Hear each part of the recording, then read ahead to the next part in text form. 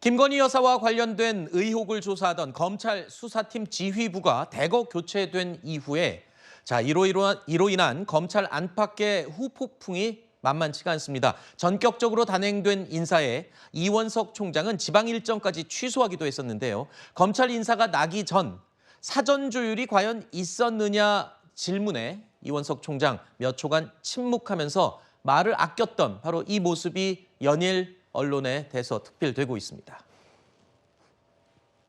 어제 검찰 인사 있었는데 총장님과 충분히 사전 조율 거친 게 맞습니까? 어제 단행된 검사장 인사는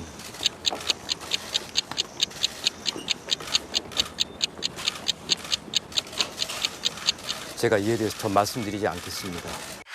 어느 검사장이 오더라도 오로지 증거와 법리에 따라서만 원칙대로 수사할 것입니다. 인사는 인사이고 수사는 수사입니다.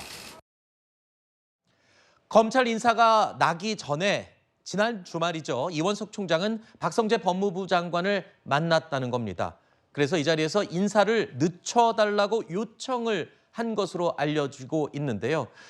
이 총장이 인사 시기를 늦춰달라고 뜻을 밝혔지만 결국 묵살됐다. 그래서 저 침묵이 이어진 것이다. 어제 우리가 그렇게 추측을 했었는데 점점 더 명확해지는 분위기네요. 그렇습니다. 지금 이원석 총장의 말을 보면은 충분히 자기 의견을 개진했는데 네. 그게 법무장관과의 그 조율 상황에서 받아들여지지 않았고 결국은 이제 검사 인사권은 대통령이 최종 갖고 있으니까 대통령의 그 법무장관과 대통령의 이제 뜻에 따라서 이루어졌다. 그래서 어제 이 침묵이 그런 걸 방증하는데 저는 어제 그 침묵 사이사이 있었던 행간에 좀 주목하고 있습니다. 네. 그때 얘기했던 것 중에 증거와 법리에 따라 네. 그다음에 원칙 이 얘기는 사실 법조인이 할 수 있는 가장 저는 강력한 메시지라고 생각을 하고요. 네. 그다음에 두 번째 이제 어느 검사장이 오더라도 수사하는데 인사는 인사이고 수사는 수사다. 이 얘기는 얼마 전 열반에 드셨던 성철스님의 법어가 생각나죠. 네. 산은 산이고 물은 물이다. 산이 물이 될 수 없고 물이 산이 될 수 없듯이 수사와 인사는 별개의 문제다.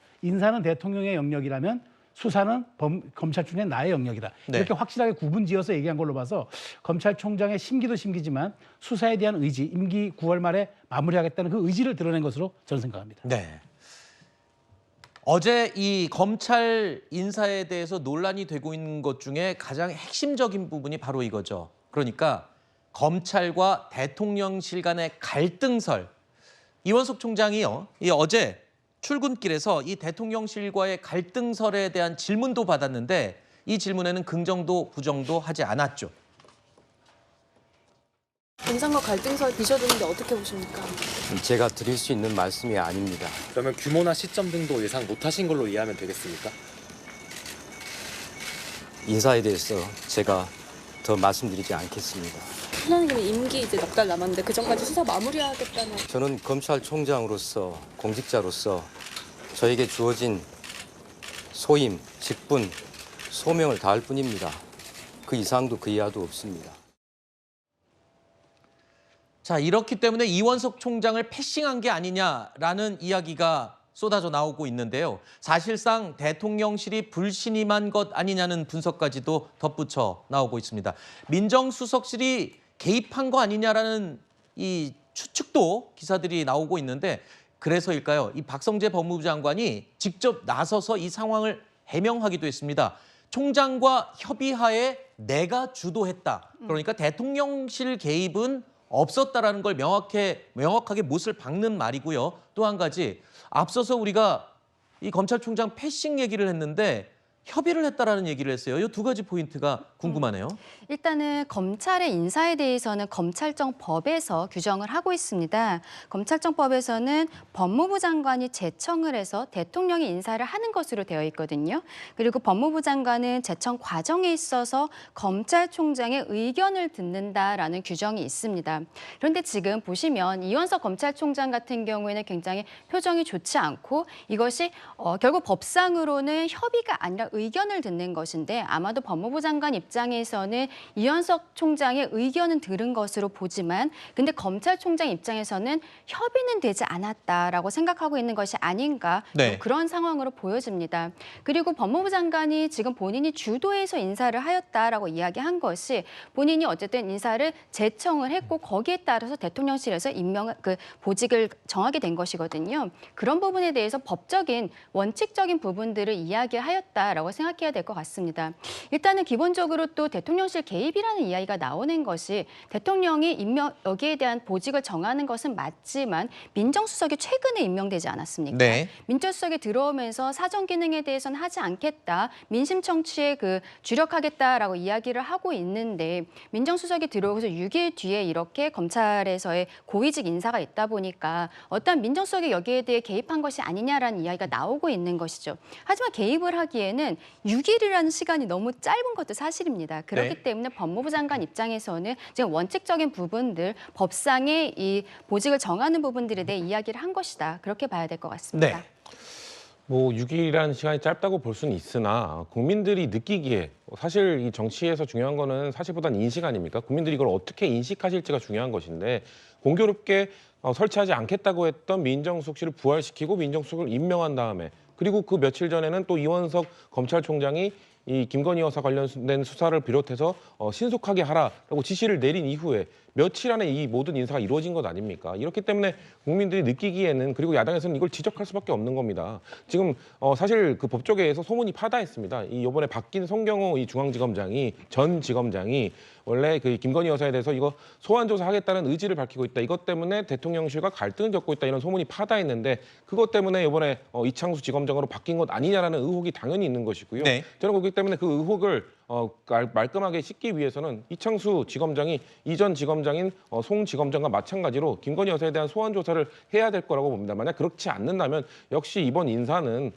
통상적으로 이루어지는 인사가 아니라 김건희 여사에 대한 수사를 방탄하기 위한 인사 아니었나라는 그 비판에서 자유로울 수 없을 거라고 보고 있는 겁니다. 네. 당연히 이번 인사가 난 다음에 검찰 조직 내부에서도 지금 술렁이는 분위기가 감지되고 있습니다. 자, 지금 검찰 내부에서는요.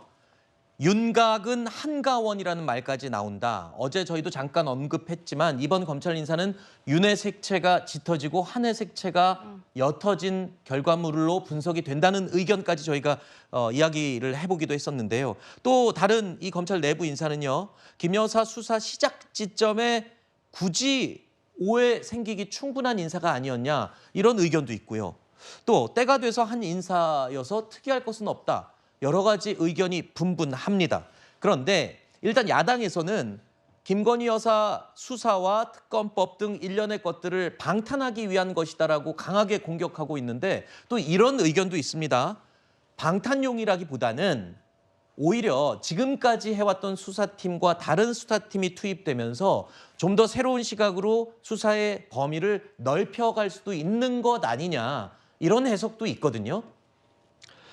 일단 수사 기조는 기존에 진행되었던 수사를 그대로 넘겨받는다는 게 아니라 새롭게 시작을 한다면 그 과정에서 다소 시행착오가 발생할 수도 분명히 있습니다. 그렇다고 한다면 이번 인사에 대해서는 굉장히 시기적으로 공교롭지 않나라는 생각이 우선 들고요.